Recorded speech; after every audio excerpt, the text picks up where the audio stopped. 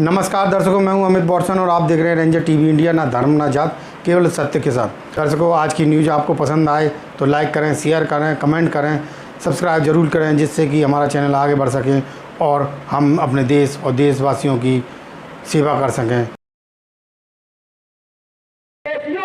विदेशी कौन है आज पता चल गया है, कहने की जरूरत नहीं है। यानी ब्राह्मण विदेशी है जो डीएनए से साबित भी हो चुका है। पता तो पहले था, अब तो विज्ञान ने भी सिद्ध कर दिया है। वो विदेशी भी है, विधर्मी भी है, कुधर्मी भी है, सब कुछ है, अन्याय भी है, हिंसक है, सब कुछ है। तो हमें उसने भारत को जकड़ लिया है, गुलाम बना लिया है। उससे भारत को मुक्त कराने के लिए ये मोर्चा बनाया गया है। सिंधु घाटी की सभ्यता हमारी सभ्यता थी, वो बहुत की सभ्यता थी। ये जो झंडा लगा हुआ है भारत मुक्ति मोर्चा का, इसके बीच में ये बैल छपा हुआ है। ये बैल कहाँ निकला? ये सिंधु घाटी की जो खुदाई की गई है, उसमें ये बैल निकला है। इसी बैल से ही सारा विकास हुआ है, इसी से सारा विकास हुआ है। तो ये सभ्यता हमारी थी, लेकिन इस सभ्यता को न केवल जकड़ दिया है किसी ने, बल्कि वो डिस्टर्ब भी कर दिया है। तो हमें मुक्त भी कराना है और डिस्टर्ब करके ठीक भी करना है। इन समानतावादी व्यवस्था को जो असमानतावादी में बदल दिया है और बूथ लेवल तक ले जाना है। भारत के 6 लाख गांव तक इस संगठन को खड़ा करना है, तभी जन आंदोलन बन सकता है। समय की नजाकत को देखते हुए मैं अपनी बात को यही रोकना उचित समझता हूँ। आपने मुझे समय दिया, दो बात कहने का मौका मिला, आपका हृदय से धन्यवाद अदा करता हुआ, सभी महापुरुषों को नमन करता हुआ, खासतौर से मोहम्मद कांसीराम जी को, जिनकी बदौलत ये मिशन आगे बढ़ा, मुझे भी विधायक बनने का मौका मिला। मोहम्मद कांसीराम जी को भी इटावा से सांसद बनाने का इटावा वालों को सौभाग्य प्राप्त हुआ और कांसीराम जी के सांसद बनने के बाद उनका सांसद प्रतिनिधि भी मुझे बनने का सौभाग्य प्राप्त हुआ। तो चलिए, मैं अपने को धन्य समझता हूँ और शेष जीवन इसी काम में लगाया, पहले भी लगाया है, शेष जीवन में लगाऊंगा।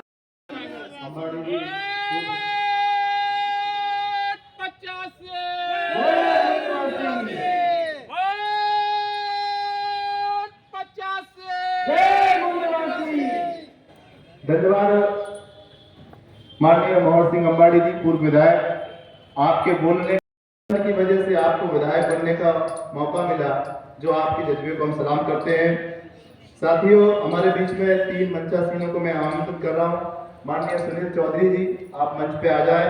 चौधरी प्रताप सिंह जाट, आप भी मंच पे आ जाएं, जो मथुरा से हैं। और माननीय सतीश राठौड़ जी, मैं उनको भी आमंत्रित करता हूँ कि वे मंच पे आ जाएं।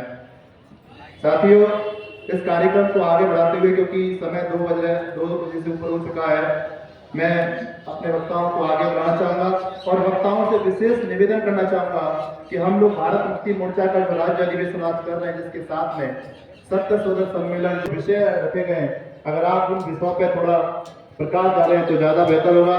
मैं विषयों को एक बार फिर से पढ़ के बता देता हूँ। राष्ट्रपिता महात्मा ज्योतिराव फुले जी ने सत्य शोधक समाज का निर्माण किया था। उस सत्य शोधक समाज को पुनर्जीवित करना ही व्यवस्था परिवर्तन की पूर्व शर्त है। सत्य शोधक समाज निर्माण का उद्देश्य, विचारधारा और आज की प्रासंगिकता एवं गंभीर मंथन।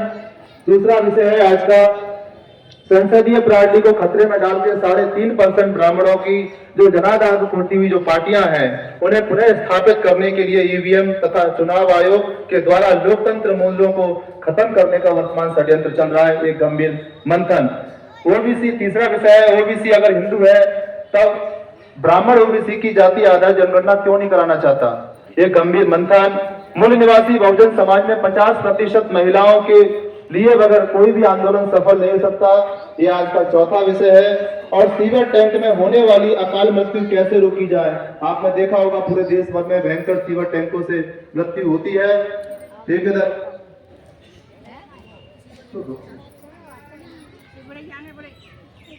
हमारे बीच में राष्ट्रीय अध्यक्ष बहुजन मुक्ति पार्टी के माननीय प्रवीण प्रताप सिंह जी आ चुके हैं, जो दिल्ली से चलकर आए हैं। हम भारत मुक्ति मोर्चा के राज्य अधिवेशन में उनका तहे दिल से स्वागत करते हैं, जो आज जो हमारे लिए कीमती वक्त निकालकर हमारे बीच में आए हैं। माननीय प्रवीण प्रताप सिंह जी। माननीय डॉक्टर मगन ससाने साहब राष्ट्रीय हैं, माननीय प्रवीण प्रताप सिंह जी राष्ट्रीय अध्यक्ष बहुजन मुक्ति पार्टी, माननीय मगन ससाने साहब राष्ट्रीय कार्यकारी अध्यक्ष वामसेव, आप नई दिल्ली से चलकर हमारे बीच में आए हैं। साथियों, अगले वक्ता के लिए मैं आमंत्रित करता हूं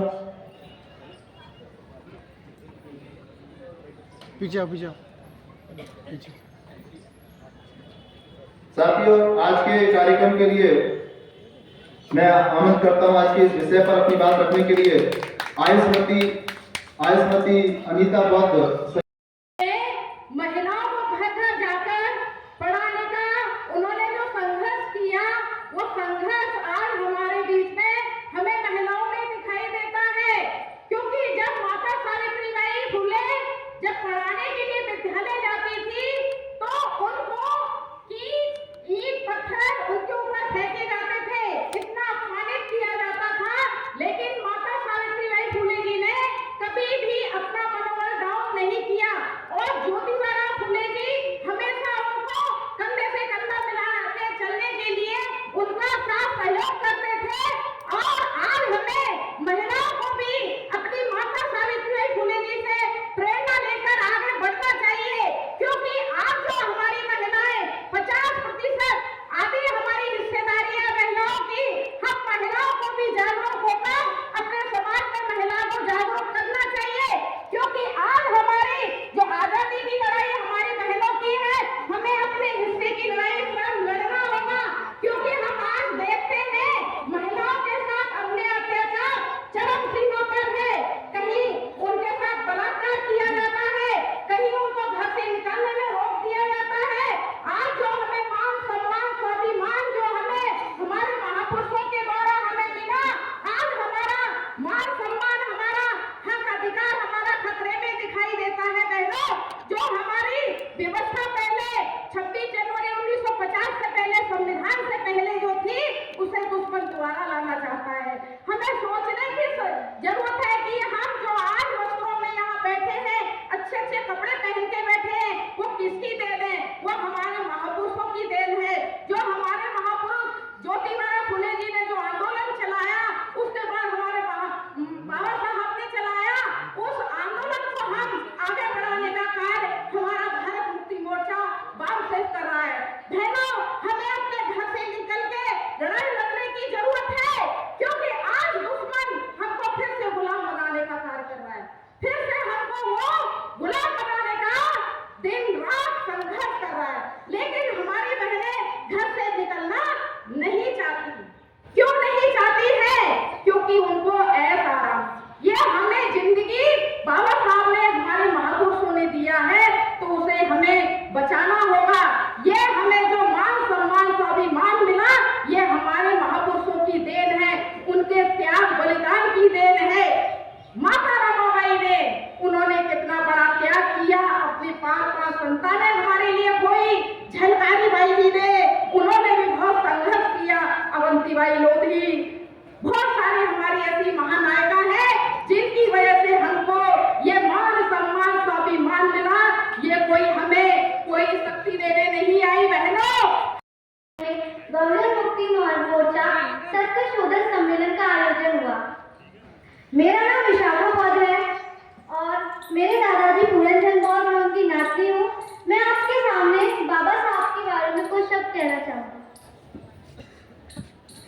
मेरी हर सांसों में बाबा साहब नाम तुम्हारा है, मेरी हर सांसों में बाबा साहब नाम तुम्हारा है।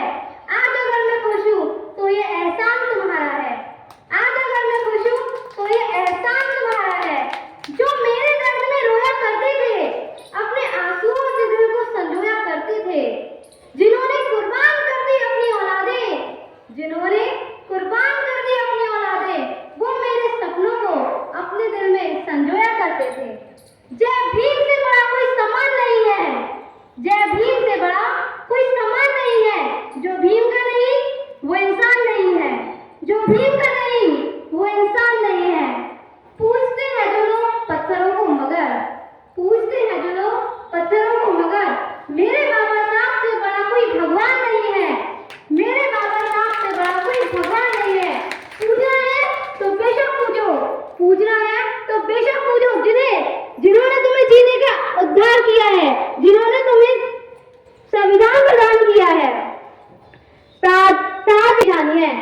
14 अप्रैल भी एक शेर की कहानी है। भीम ने आंखें खोली, हर कोई विद्वान बन गया। भीम ने आंखें खोली, हर कोई इंसान बन गया। भीम ने किताब खोली, हर कोई विद्वान बन गया। भीम ने कलम खोली, भीम ने कलम खोली, इस देश का संविधान बन गया। भीम ने कलम खोली, इस देश का संविधान बन गया। ना राम ने कुछ किया है, ना कृष्ण ने कुछ किया है। जो भी कुछ हमें दिया है, बाबा साहब आपके संविधान ने हमें दिया है। आसमान को पता, आसमान को क्या पता जमीन क्या होती है, जमीन को क्या पता आसमान क्या होता है। और जो जिंदगी भर भगवान के नाम पे पत्थरों की मूर्तियों की पूजा करते रहे, उन्हें क्या पता भारतीय संविधान क्या होता है। जय भीम, नमो बुद्धाय, जय भीम। महापुरुषों को नमन।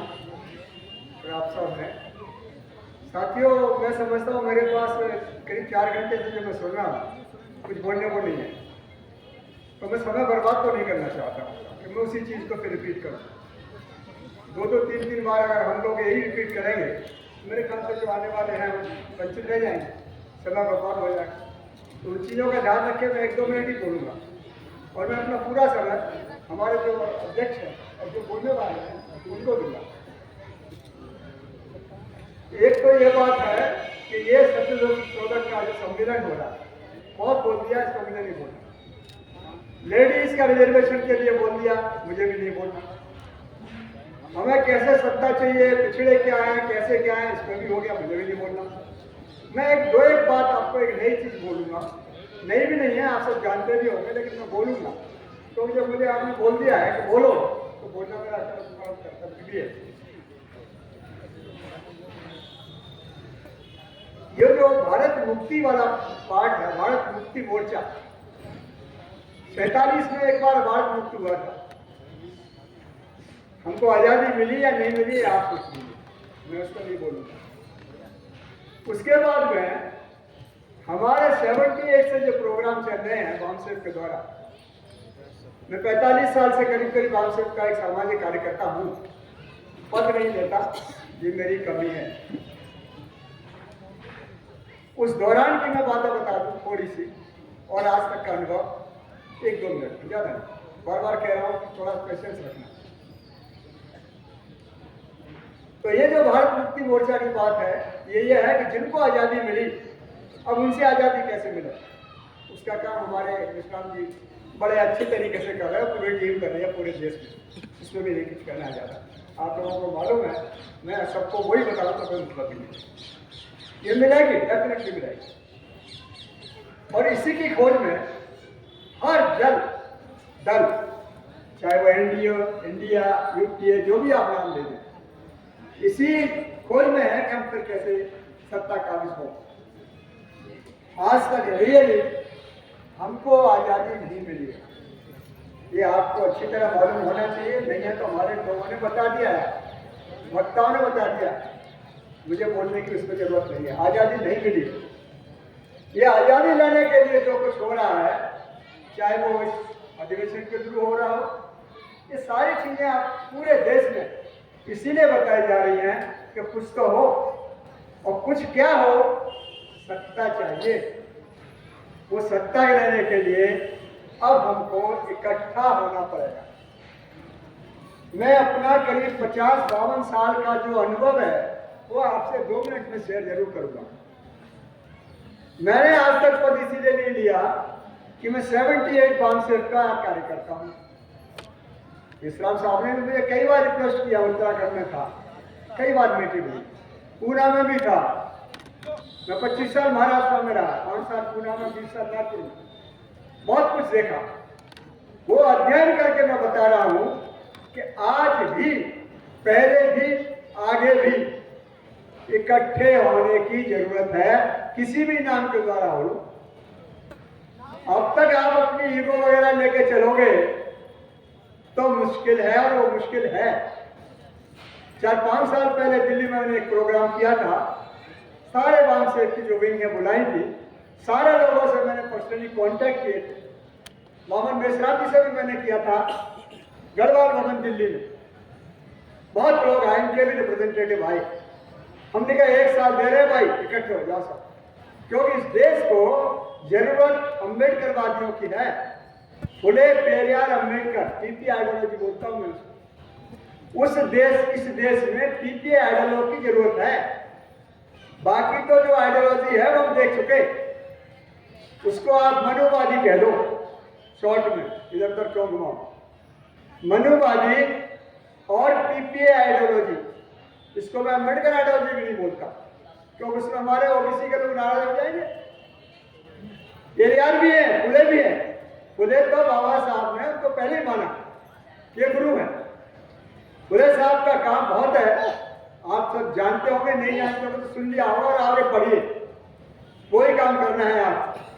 आज मैं कह रहा हूं कि जरूरत है इकट्ठे होने की। किस बेसिस पे इकट्ठे होने की है?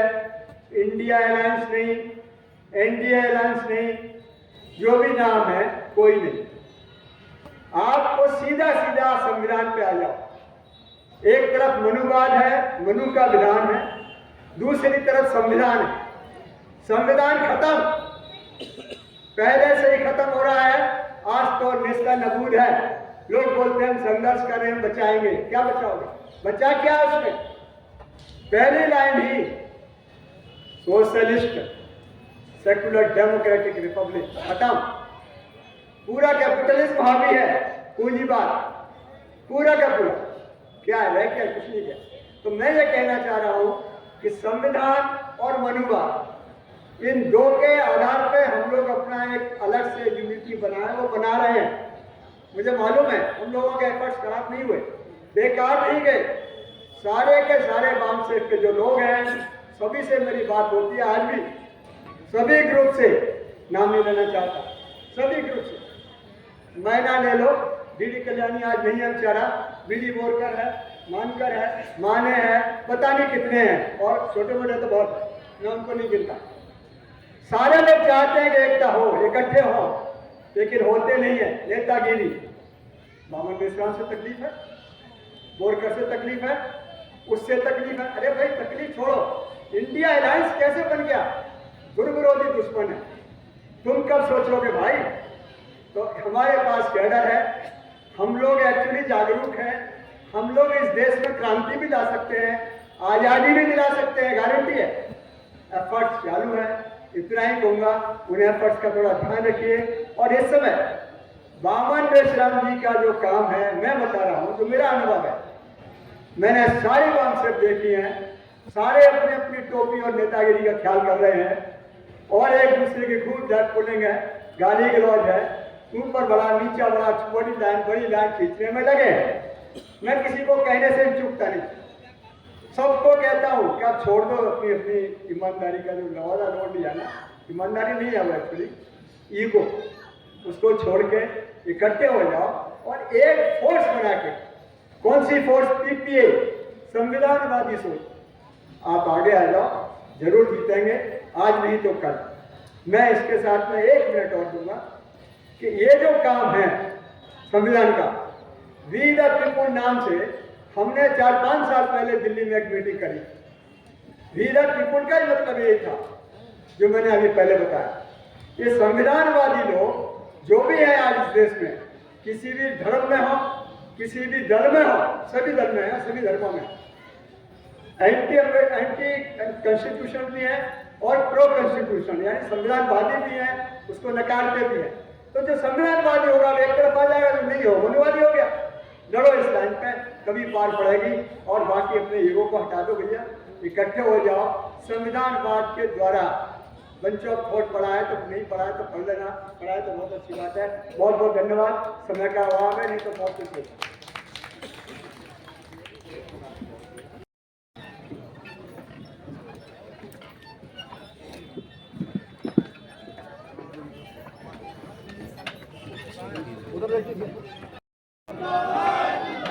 भारत मुक्ति मोर्चा जिंदाबाद, जिंदाबाद। भारत मुक्ति मोर्चा जिंदाबाद, जिंदाबाद। बोल 85 बोल 85 माननीय बामन मेश्राम संघर्ष करो। पहले माननीय प्रवीण प्रताप जी से निवेदन करूंगा कि वो आए और अपने विचार रखें।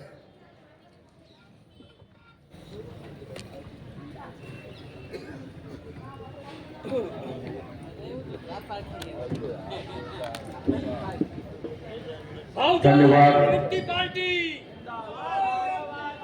बहुजन मुक्ति पार्टी। साथियों, काफी देर से आप लोग इस कार्यक्रम में शिरकत कर रहे हैं। समय बहुत ज्यादा हो गया है। बहुत सारे विषय आयोजक साथियों ने हमारे यहाँ चर्चा करने के लिए रखे हैं। भारत मुक्ति मोर्चा के इस उत्तर प्रदेश राज्य के अधिवेशन में उत्तर प्रदेश के अलग अलग जिलों से पधारे हुए मेरे सभी क्रांतिकारी साथियों, मैं देख रहा हूं बिहार के बॉर्डर से लगा हुआ जो क्षेत्र है, बलिया है, आजमगढ़ है, मऊ है,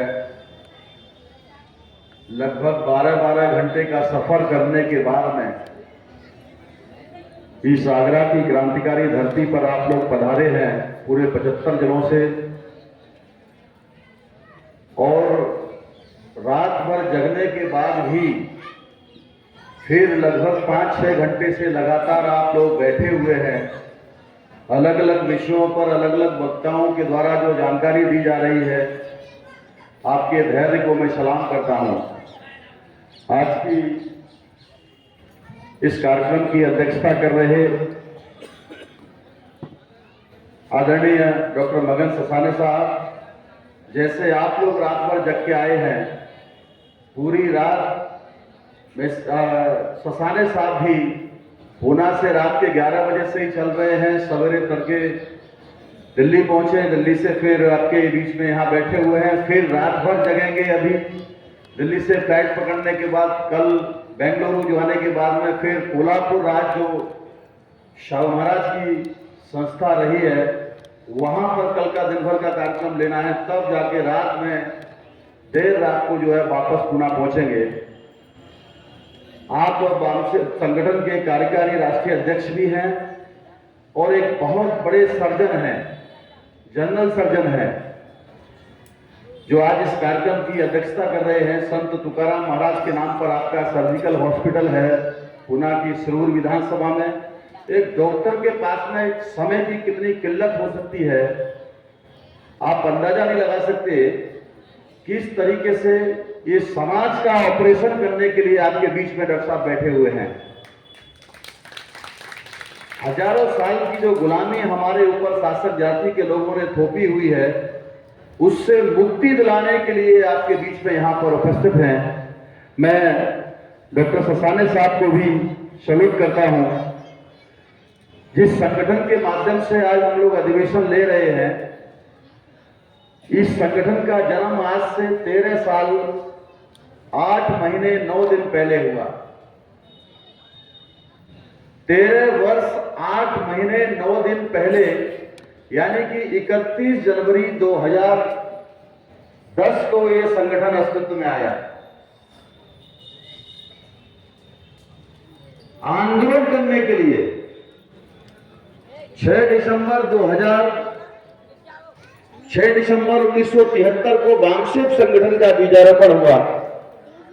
1978 में उसका जन्म हुआ और तब से लगातार समाज के जो पढ़े लिखे बुद्धिजीवी लोग हैं, उन्होंने सारे देश भर में अभियान चला करके अब अलग अलग विषयों पर जानकारी दे करके सबसे पहले पढ़े लिखे बुद्धिजीवी लोगों ने पढ़े लिखे लोगों को ही जागृत करने का काम किया। जब एक बड़ी सफलता हासिल हुई, राष्ट्रव्यापी संगठन खड़ा हो गया, तब जाकर के मासेस की तरफ जाना शुरू किया। यानी लार्ज स्केल पर जो क्राउड में हमारा समाज है, उस क्राउड को साथ लिए बगैर ये देश में क्रांति नहीं हो सकती है, मगर उसका नेतृत्व करने वाले लोगों को पहले तैयार किया। तो 2010 के अंदर में यह संगठन अस्तित्व में आया। 2-3 दिन तक लगातार बहुत गहन चिंतन हुआ है, तब जाकर के साथियों 31 जनवरी को भारत मुक्ति मोर्चा इस देश में हमारे मूल निवासियों को शासक जाति के लोगों की गुलामी से आजाद करने के लिए इस संगठन को बनाया गया। आधुनिक भारत में क्रांति के अग्रदूत राष्ट्रपिता ज्योतिबा फूले साहब, उन्होंने भी एक संगठन निर्माण किया था, सत्य शोधक समाज। उस सत्य को शोधने वाला जो संगठन का निर्माण किया 24 सितंबर 1873 में, यानी सच्चाई की खोज करने वाला एक संगठन,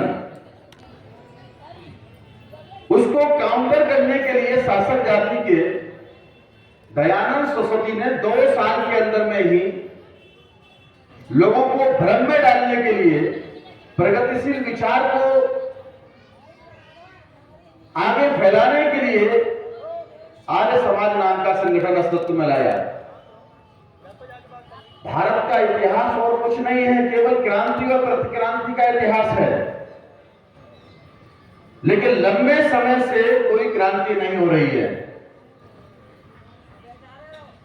तथागत बुद्ध ने जो देश के अंदर में वैचारिक क्रांति किया, उससे राजनीतिक क्रांति हुई, धार्मिक क्रांति हुई देश के और दुनिया के अंदर में, मगर शासक जाति के लोगों ने छल कपट करके हमारे महापुरुषों की हत्याएं किया और अपना अस्तित्व हमारे ऊपर थोपने का काम किया, अपना वर्चस्व थोपने का काम किया। साथियों, ऐसे ही 1885 में कांग्रेस नाम के संगठन की स्थापना किया शासक जाति के लोगों ने। राष्ट्रपिता ज्योतिबा फूले साहब उस समय जीवित थे। 1890 में वो हमारे बीच में नहीं रहे। 1891 में एक ऐसे महापुरुष, ऐसे महानायक का जन्म हुआ इस धरती पर, भारत के अंदर, जिसको विश्व रत्न बाबा साहब अम्बेडकर के नाम से जानते हैं। यानी सिलसिला लगातार चलता रहा।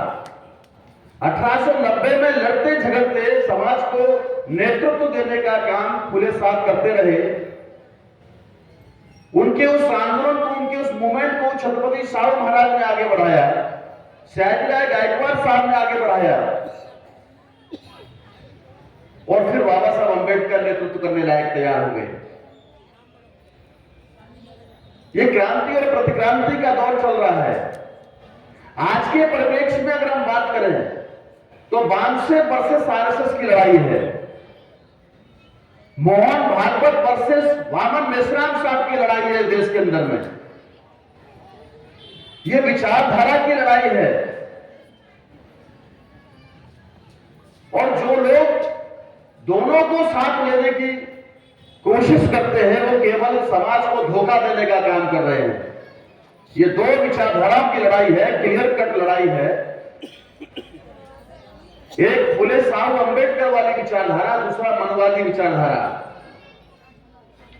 और दोनों के रास्ते अलग अलग हैं। ये टकराव की स्थिति है अभी।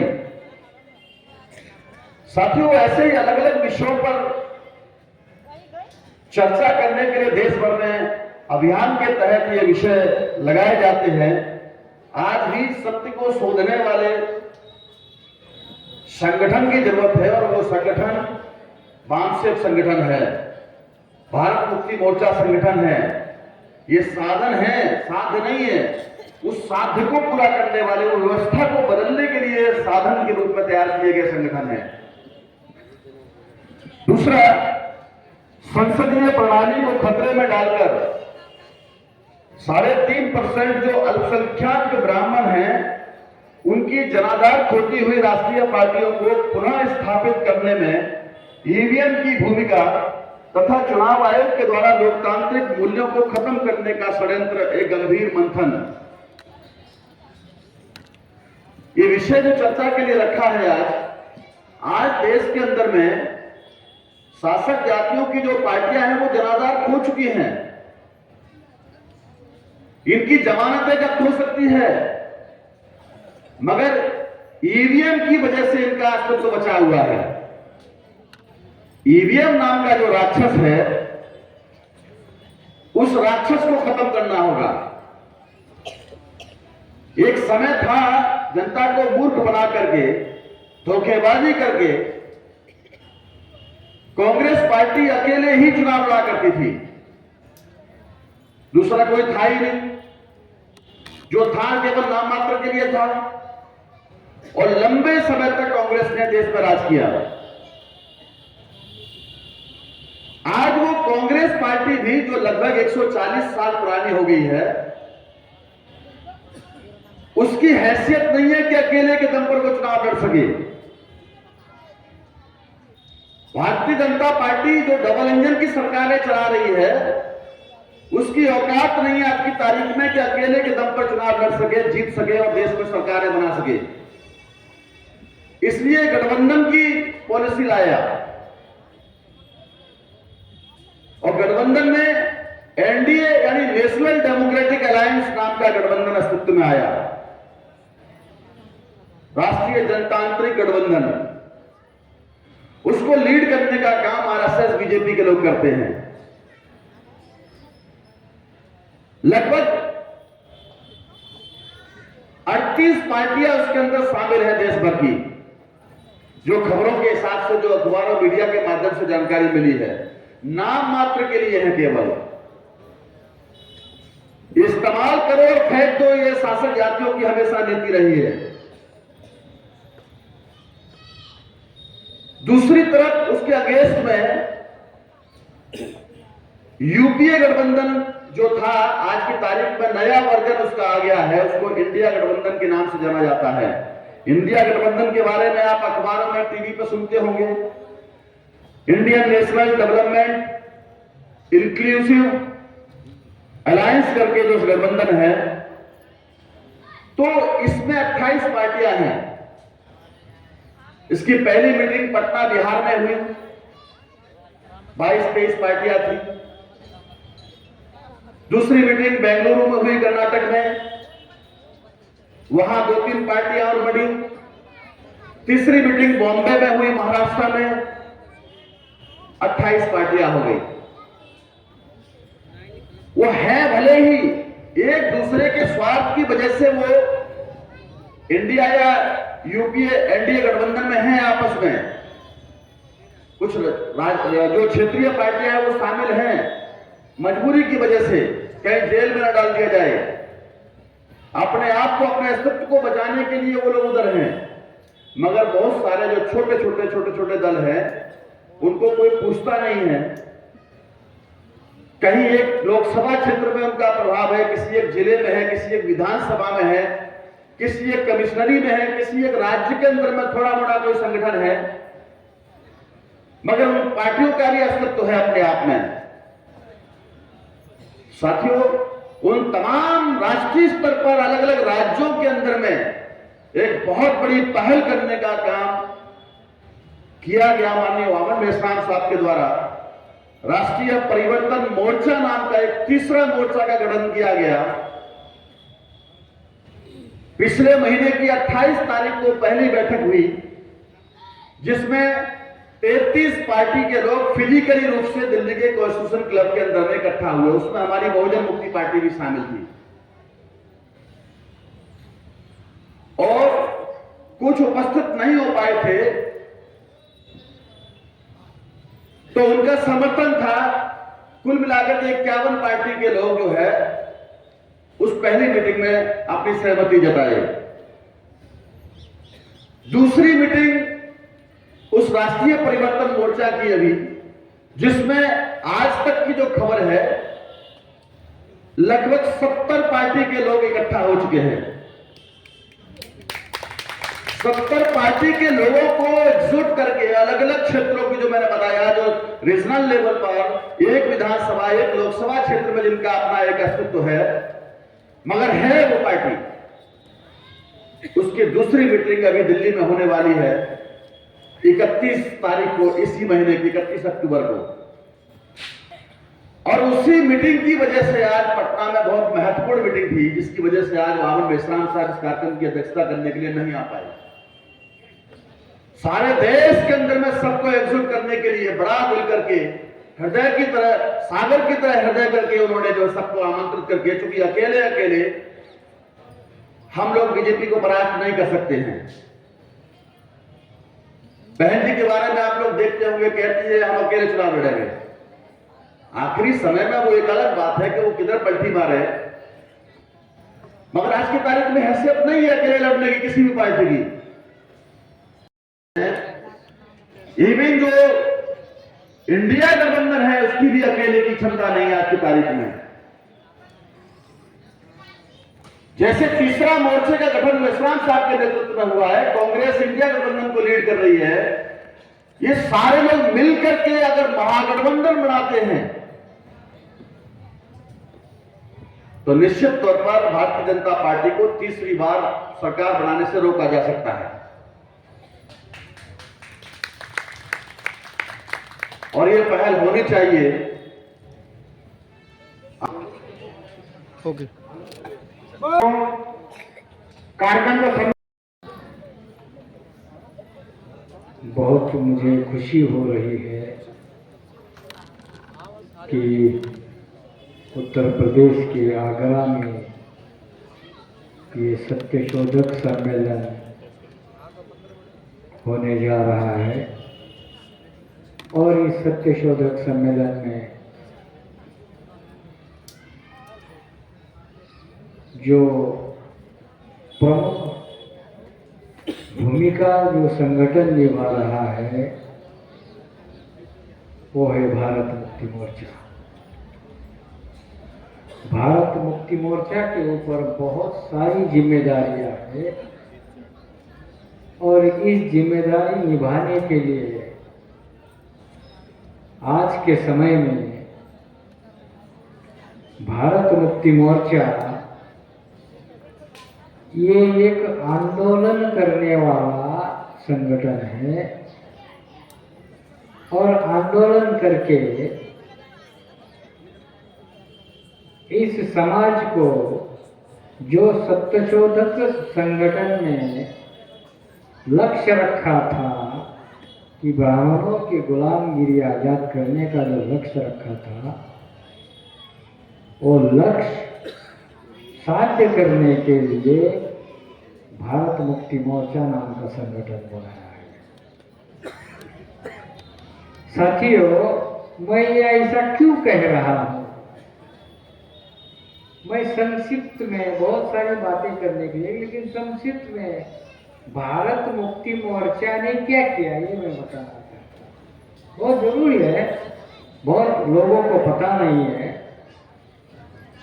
साथियों, 24 अक्टूबर 2010 को महाराष्ट्र में बहुत बड़ा कार्यक्रम हुआ था।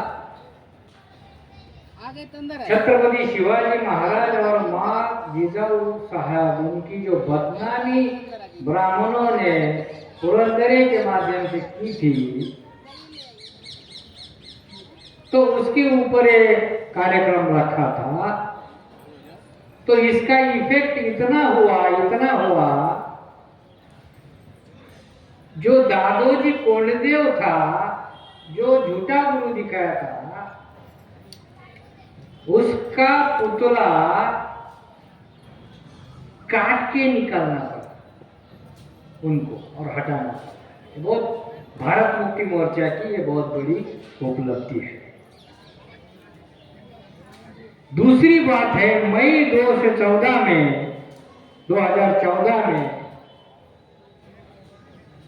ईवीएम के माध्यम से जो गड़बड़ी होती है,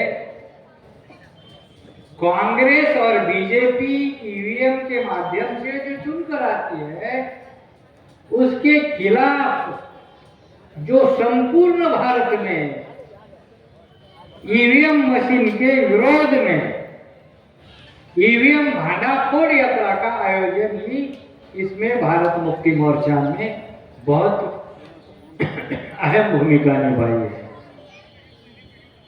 तीसरा मुद्दा है 13 पॉइंट रोस्टर के खिलाफ। 13 पॉइंट रोस्टर शायद कुछ लोगों को पता रहेगा या नहीं रहेगा, पहले 200 पॉइंट रजिस्टर था।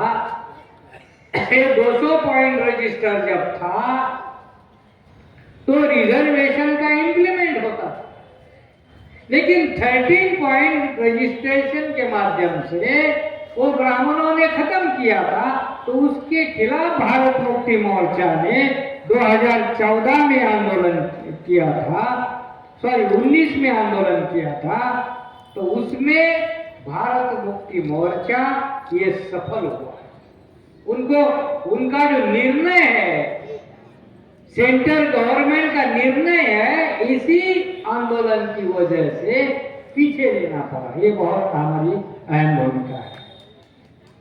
चौथा मुद्दा है भारत मुक्ति मोर्चा के माध्यम से, आपको पता होगा एनआरसी सीएए के विरोध में 29 जनवरी 2020 को भारत बंद किया। भारत मुक्ति मोर्चा के माध्यम से भारत बंद किया। तो इसका परिणाम ये हुआ, मोदी जी और शाह जी जो एनआरसी सीए की बात कर रहे थे, लागू करने की बात कर रहे थे, उनकी बोलती ही बंद हुई। अब तक वो बोल नहीं रहे। तो ये भारत मुक्ति मोर्चा की वजह से हुआ। दूसरी बात है 6 अक्टूबर 2022 को, अभी लास्ट ईयर में, जो आरएसएस का हेडक्वार्टर है, उस हेडक्वार्टर को घेरा, 3.5 से 4 लाख लोगों ने घेरा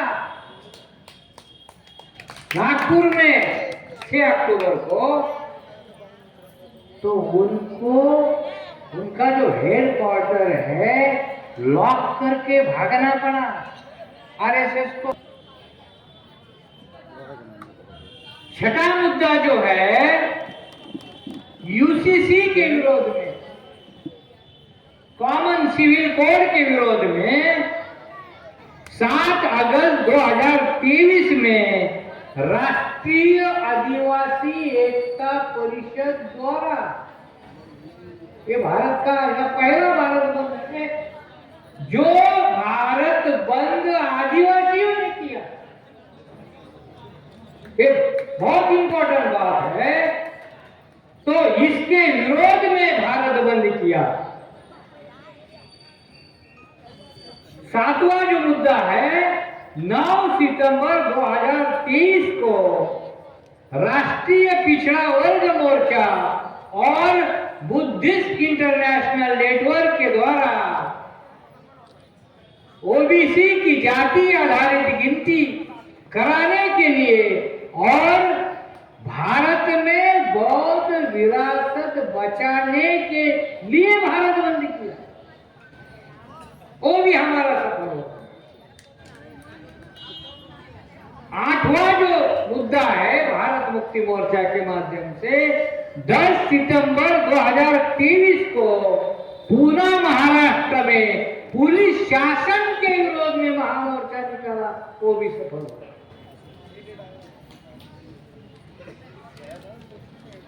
10वां जो मुद्दा है 24 सितंबर 2023 को बनारस में, वो तो आपको पता ही होगा, वो बोलने की ज्यादा जरूरत नहीं है।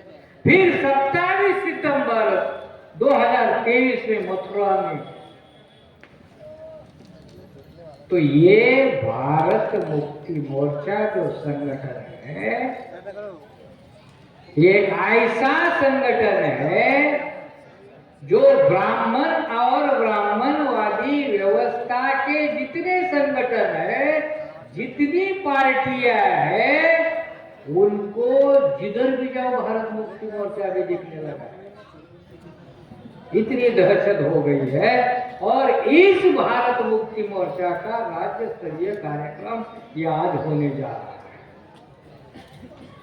ये भारत मुक्ति मोर्चा का इंट्रोडक्शन दिया मैंने आपको, उपलब्धि क्या है ये समझाने का प्रयास किया।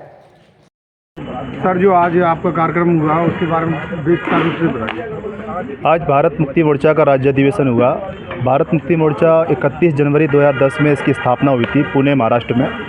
और उस अवसर पर ये अधिवेशन के साथ साथ हम लोगों ने महात्मा ज्योतिराव फुले जी ने 1873 में एक संगठन बनाया था, 24 सितंबर 1873 में सत्यशोधक समाज। उसके 150 वर्ष होने पे ये कार्यक्रम हम लोगों ने यहाँ मानिकचंद इंटर कॉलेज के इस प्रांगण में ये राज्य स्तरीय कार्यक्रम आगरा में आज हम लोगों ने किया, जिसमें हमारे उद्घाटक थे माननीय राजपाल निवेश सर, जो कि इस बिल्डिंग के ट्रस्टी है, माननीय मोहर सिंह अंबाड़ी जी जो आए हमारे औरैया से पूर्व विधायक रहे, और आज माननीय डॉक्टर मगन ससाने साहब और दिल्ली से चलकर आपके माननीय प्रविंद्र प्रताप सिंह जी के नेतृत्व में और डॉक्टर मगन साहब के नेतृत्व में, जो कि राष्ट्रीय कार्यकारी अध्यक्ष हैं वामसेफ के, उनके नेतृत्व में कार्यक्रम हुआ है। सर जो आज का कार्यक्रम हुआ है उसको देखते हुए आप क्या कहना चाहेंगे? आज आगरा की इस धरती पर जो सत्यशोधक समाज की स्थापना की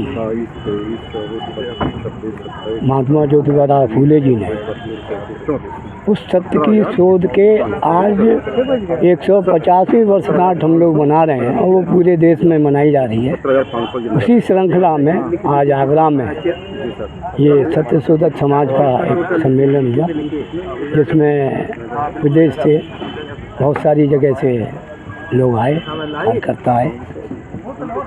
तो आज की न्यूज़ आपको पसंद आए तो लाइक करें, शेयर करें, कमेंट करें, सब्सक्राइब ज़रूर करें, जिससे कि हमारा चैनल आगे बढ़ सके और हम अपने देश और देशवासियों की सेवा कर सकें। इसी के साथ फिर मुलाकात होगी, तब तक के लिए आपसे विदा लेते हैं। नमस्कार।